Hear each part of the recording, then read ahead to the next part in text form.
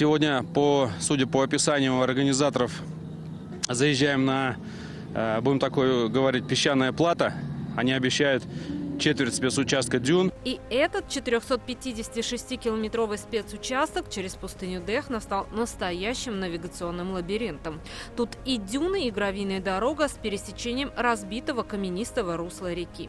Штурманам всех команд пришлось потрудиться, чтобы не заблудиться и выбрать верный курс, позволяющий взять контрольную точку. Да, сегодня очень непростой день, навигационный.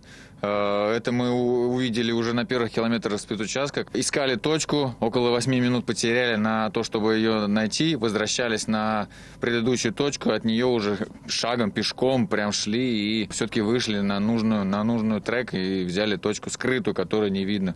Первым такой запутанный путь за 5,5 часов преодолел экипаж Андрея Каргинова. Но спустя 2 часа после финиша судьи сообщили, экипаж оштрафован на 20 минут. Оказалось, не взяли одну навигационную точку. Подобные наказания получили многие участники гонки. В одном месте мы встретились аж 5 грузовиков.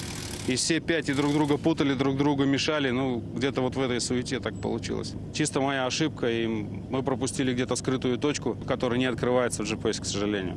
В итоге, по результатам этапа, в общем зачете первое место у экипажа Дмитрия Сотникова. На вторую строчку с отставанием в 30 минут поднялся еще один челнинец Антон Шибалов. Третий – чех Мартин Мацик. Его соотечественник Алиш Лапрайс в борьбе за 4-ю строчку на 26 секунд опередил Айрата Мардеева. Андрей Каргинов с учетом штрафа пока на 10-м месте. Гонка складывается хорошо, то есть видно борьбу соперников, очень интригующее было начало.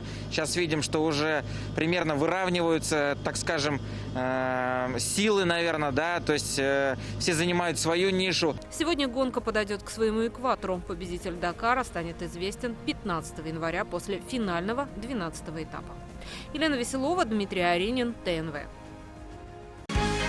Закажи рекламу на ТНВ. Телефон в Казани 5 705 100.